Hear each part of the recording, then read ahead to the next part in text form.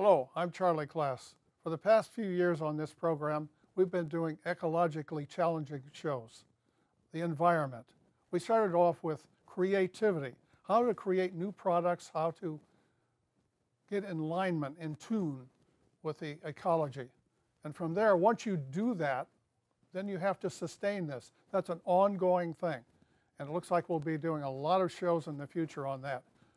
Tonight, my guest is actually the host and co-host of this program, Michael Killen, and we're going to talk about a number of different things coming up, events that are coming up, in addition to going into some of the thought process that Michael uses in order to come up with some of the works that he has done. Michael, welcome to the program.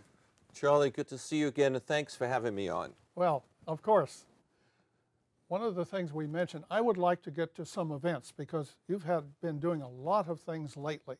Now, there's an enormous event coming up at NASA.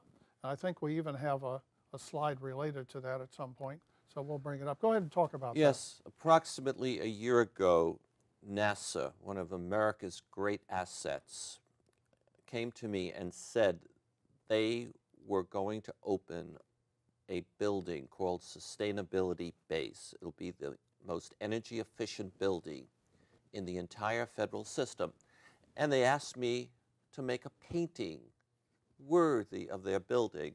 So I made a 24-foot painting called Sustainability. And what we're looking at is roughly 1/4 of that painting. And I am delighted that they just notified me that shortly it'll be time to put the painting in the building for a VIP building dedication event. So, okay, so there'll be a tremendous number of people. There'll be people from the state, from the federal government, from the city government. Virtually everybody's going to be invited to this grand opening. Well, not everyone. I would say top people in Obama's administration, top people in NASA, and a lot of the other agencies, especially those that are concerned with, like the EPA. I would assume the governor of California, state congresspersons and senators, but I don't know the details. What's so special about this building? It is the most energy efficient building in the entire federal system.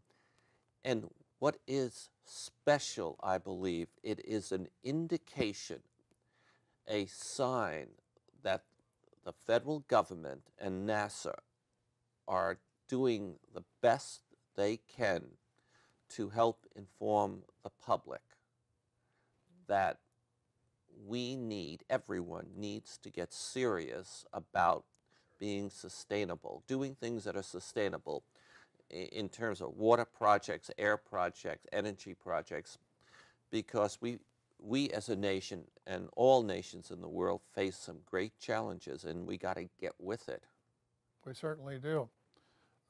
In relationship to this building, have you heard or do you foresee that the government will as they build new buildings and new products, that this will have the same factors in this brand new concept? Well, I think every new federal building will be built with a goal of being extremely energy efficient. And the builders, the engineering firms will learn from what NASA has done in building Sustainability Base. All right, let's move from that to another event that is about to take place in the immediate future, held at University Art. Oh, that's a wonderful event. University Art is one of the most important art supplies chain of stores in the Northern California areas, specifically the Bay Area. And they have decided to have an auction. And the auction, they're going to auction off one of my paintings called It Gives and Gives and Gives, the San Francisco Bay.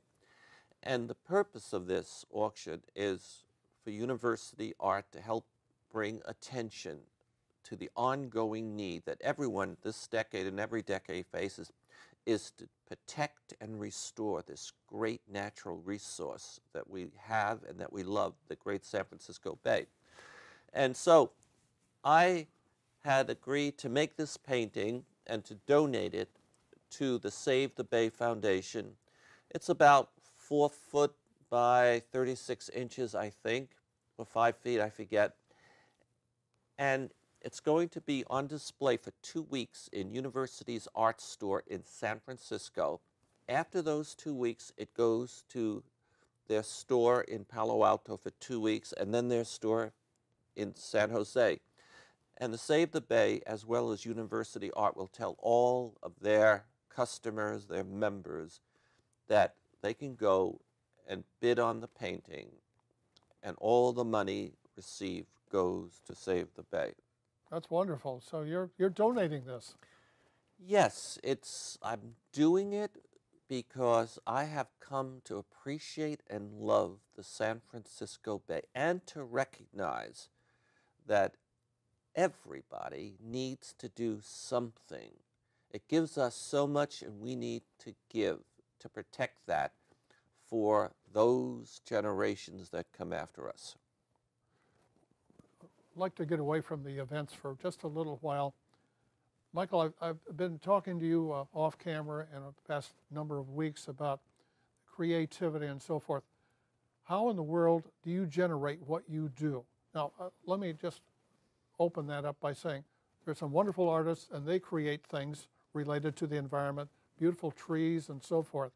But what's your perspective? How do you determine how you're going to make these paintings? Well, yes, I agree. There are artists out there that are just wonderful, and they have skills and techniques I will never have, and I admire them. In my particular case, somebody comes to me, a big corporation or a government agency, or I come to myself, and issues, important social issues, are always floating around in my mind. For example, recently there's been an issue about the federal government ordering universities and Catholic schools, whatever, to distribute contraceptives. That's a social issue, and those are the things I just love. So a few years ago, before this controversy, I made a painting, Women's Rights Denied, because I want to bring to the attention of women, for example, that if you turn on the radio and look on television, and when this discussion is going on of whether or not the Catholic Church should distribute contraceptives for women, it's 99% men who are talking about it. And women should get off their butt and recognize this is their issue. I get excited about those social issues in the area of climate change, sustainability. And what happens when I think about those issues, the information comes into my head, and because I'm wired and developed a certain way, out comes paintings that, like if it's environmental things, I don't paint smokestacks, I don't paint trees, I don't paint dying birds. Things come out that are unexpected. Could this possibly be your years and years of background in the business world, where you wrote tremendous reports about technologies and the interaction between one company and another? Yes, for, I don't know, 25, 30 years, I ran, in effect, a business think tank.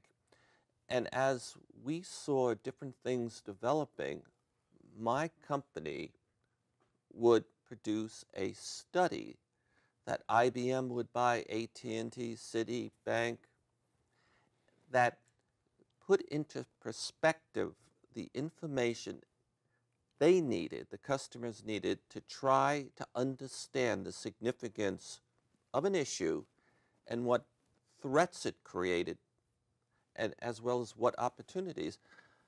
I've done over 200 different studies that my company has, and every one of them was to try to put difficult issues in context for people who had an opportunity to make thousands, millions of dollars.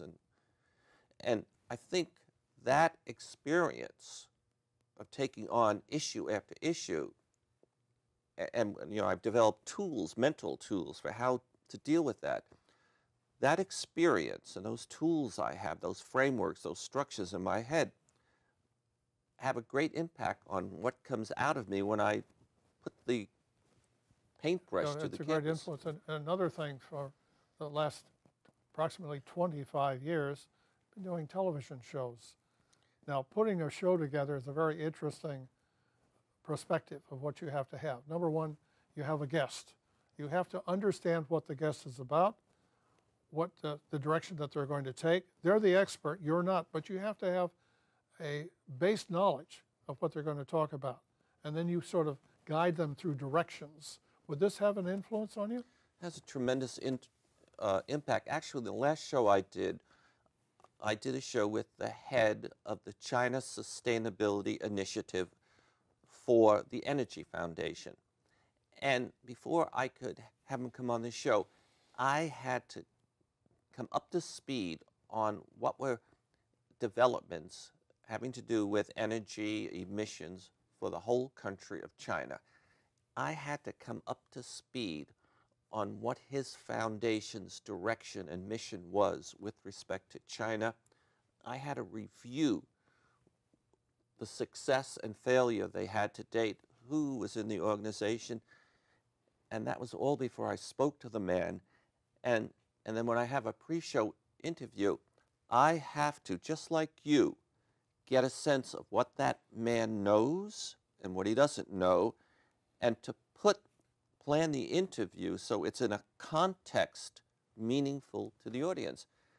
That is something that, like you, I have, 30 years, 25 years experience. And it builds the brain. And our other artists have experiences different than mine, but these are my experiences, and they determine, how I make a 24-foot painting and on sustainability. It's interesting. We've never gotten into this particular aspect of where this comes from within your system. I think it's critical.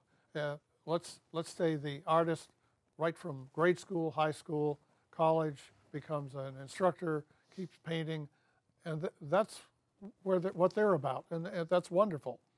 As you mentioned earlier, that they could do things, the skills of drawing and so forth, that you're not involved with. You don't have that background. But this pours out of you. Like you say, when you actually, let me ask you this, you dip a brush and you hit the canvas. And you have some idea of where you want to start, not necessarily where you're going. What happens in that instant when you hit the canvas with a brush?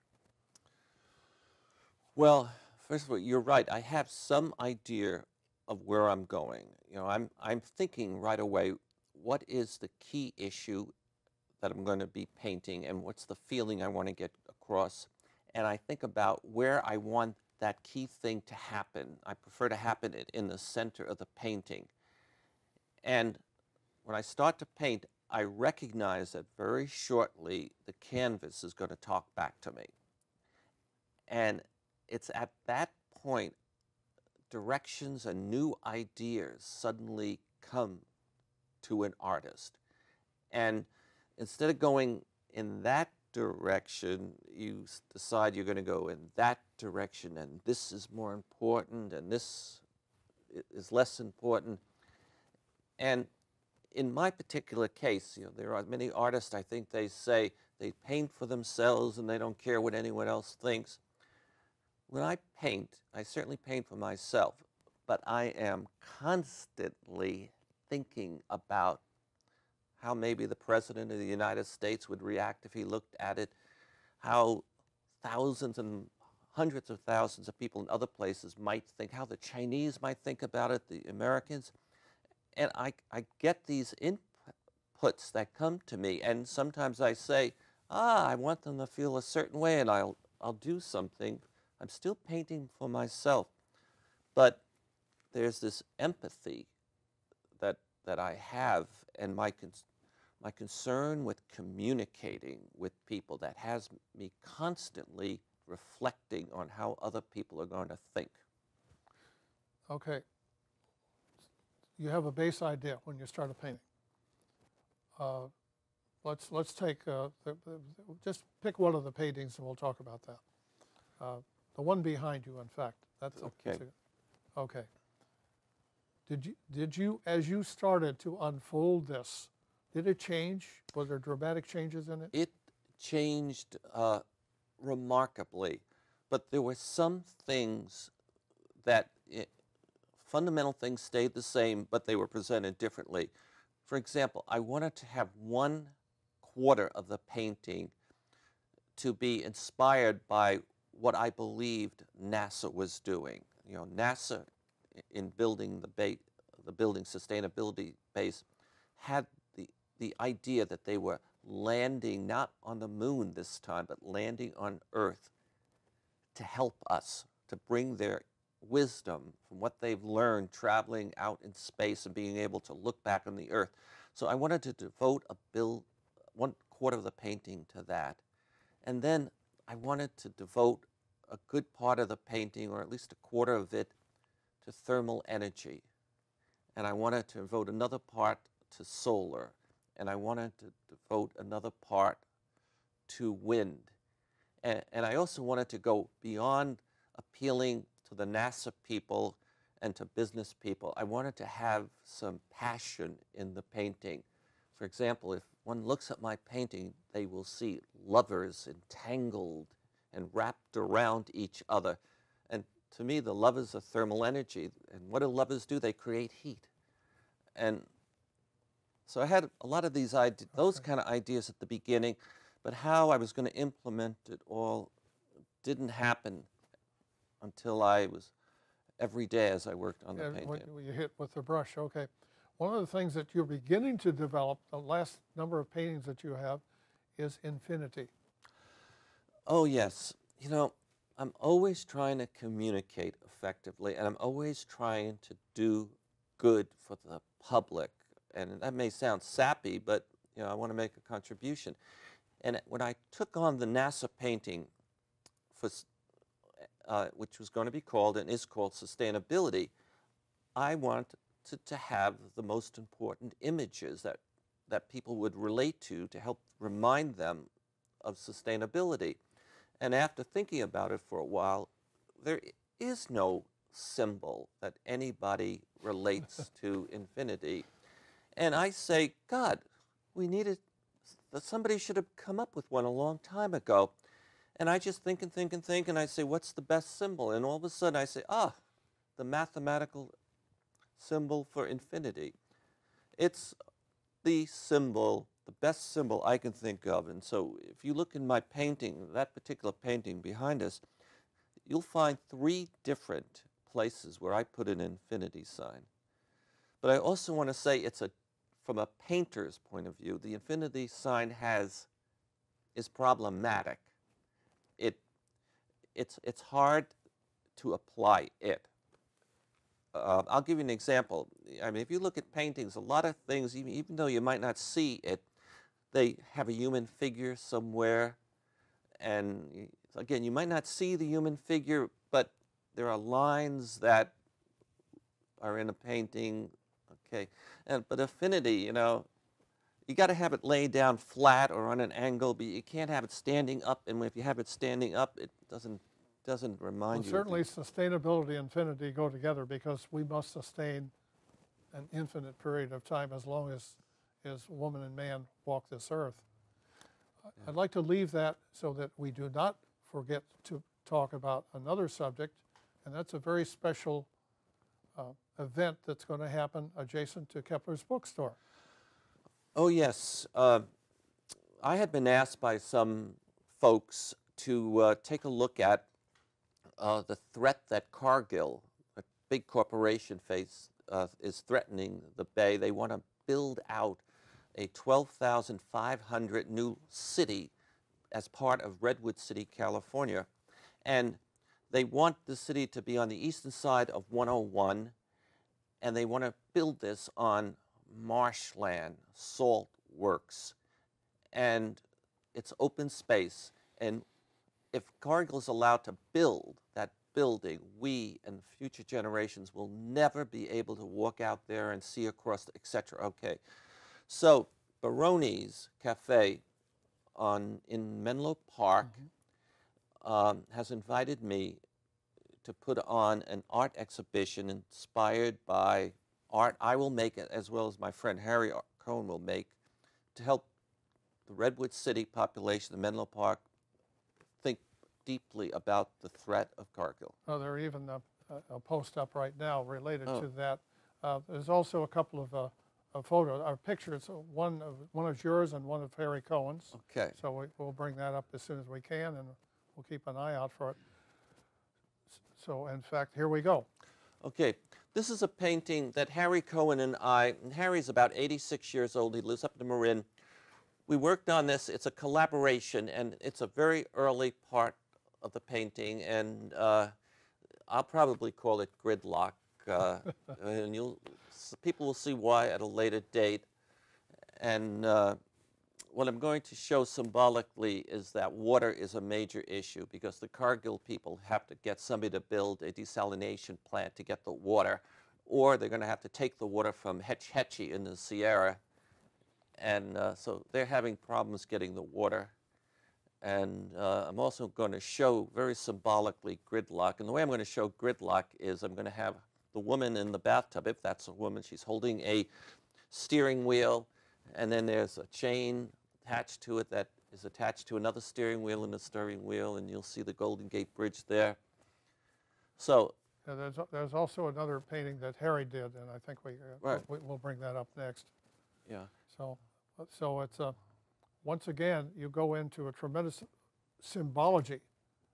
If you're dealing with, here's Harry's painting now. Oh yes, this is a painting inspired by the need to save the bay, and we really need Harry here to interpret and to explain his thinking. But Harry Cohen is one of those really outstanding artists. He makes beautiful, beautiful work, and he has so much skill. And Harry has given me a great honor once. When I started painting, he was the very first established artist to invite me to make a collaboration with him. And so I'm now invited him to make some collaborative paintings with me. Let's go back to Cargill a little bit. Actually taking some of the most precious, valuable land that we have left in the bay. What movement has been started? Because I'm sure there is one. All right, in Redwood City, and it's going to be the people of Redwood City that determine whether or not this massive complex goes forward. And the organization is the Friends of Redwood City United. And they have roughly 300 members right now, and they hope within a year to have 4,000 people, enough people to elect council members. And these folks are die-hard, dedicated folks who love their bay, who do not want to see a gigantic complex put on the bay between Woodside Road and Marsh Avenue. And they don't want to see the sticky gridlock of cars. Well, what happens at 101, which is already loaded to the hilt, would even be in worse condition. Just one factor, but just losing this beautiful marshland in itself. You know, the immediate bay that we see is probably something like 500 square miles. The entire bay has been estimated to be 1,600 square miles. And fill it in, and what have we got? You know, yes, it destroys the value of what we have. And I think another factor is very important, that every generation from this point forward must pick up the ball and run with it, because one generation misses and the next generation won't know, and pretty soon we lose the marshlands. This is an ongoing battle. There's no question about it. I agree. And by the way, I went out to the area where Cargill wants to build, and when I stood near 101 looking east, I could see across the bay to Haywood, to Fremont, to Newark. if the Cargill project goes through, people will not be able to see across the bay. And then there's another thing. If you go further by the bay and you look back toward the west, now you can see the foothills of the Santa Cruz Mountains. When that complex goes up, you will not be able to see the mountains. We're getting close to the end, and I want to also bring up one other thing. This wonderful set we have behind us, you're going to take it away from us for a couple of weeks. I'm not going to take it away, but the Palo Alto Chamber of Commerce is putting on an event on March 1st at Tesla's Motors headquarters, and it's called the Palo Alto Business Expo, and Hewlett Packard is one of the main sponsors, and for an evening of entertainment, cocktails, and I don't know, 40 different exhibitions, the Chamber of Commerce decided they wanted to take this set, which was designed by a fellow named Dan Ingerman, president of WeMorph. They're going to take our set and they're going to display it at that event because they want to bring attention to the need for everyone to think about sustainability. So basically this is somewhat of a miniaturized 24-footer, but you know, this is 10 feet. This is little. Okay, it's compared small. To the big one. Michael, this has been, I think, an awakening for me to understand more about you and where your paintings is and where you're coming from related to those things. It's been a real pleasure to have a little fireside chat, so to speak.